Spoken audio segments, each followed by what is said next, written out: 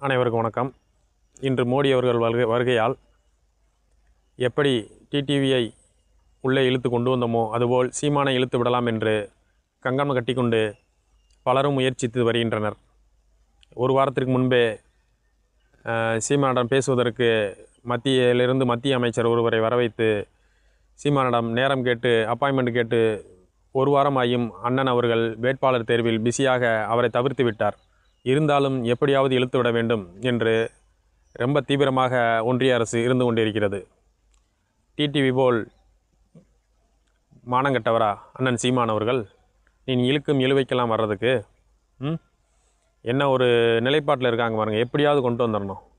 அது என்னன்னா வேறு குற்ற வழக்கு எதுவுமே இல்லையே. இருக்க எல்லா வழக்குமே மக்களுக்காக போடுறான வழக்காக இருக்கே. இல்லாட்டி அந்த வழக்கை காமிச்சு சீமானை இழுத்துடலாமே.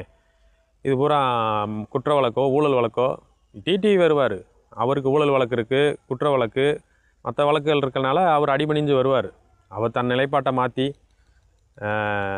அவர் என்ன நம்ம பேசினார் எல்லா நிலைப்பாட்டையும் மாற்றிட்டு வந்துட்டார். சீமான் அவர்கள் கொண்ட கொள்கையில் உறுதியாக 15 ஆண்டுகளாக எப்படி சொன்னாரோ, மாநில கட்சியோடும் மத்திய கட்சியிலும் கூட்டணி இல்லை என்று அறிவித்த ஒற்றை கொள்கையோடு ஒற்றை உணர்வோடு 15 ஆண்டுகளாக பயணித்து கொண்டிருக்கிறார்.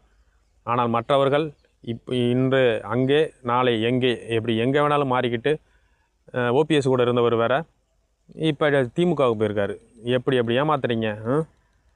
என்றும் மாறாமல் என்றும் உறுதியுடன் இறுதி வரை சிறப்பாக தனித்து நின்று வேட்பாளர் தேர்வில் தன் வேகத்தை காட்டி கொண்டிருக்கும் அண்ணன் சீமான் அவர்கள் எப்படியாவது எந்த ரூபத்திலாவது இழுத்து விடலாம் என்று இலவுகாத்த கிளியாக எதிர்பார்த்து கொண்டிருக்கும் மோடி அவர்கள், இன்னொருத்தர் இலவுகாத்த கிளியாக டிடிவி நம்ம பக்கம் வருவார் என்று நினைத்து ஏமாந்து போன விஜய் அவர்கள் இப்போ அவங்க ரசிகருக்கு தகுந்த மாதிரியே கத்துவானுங்கள்ல டிவிக்கேன்னு, அது மாதிரி ஒரு சின்ன வேலை கிடச்சிருக்கு.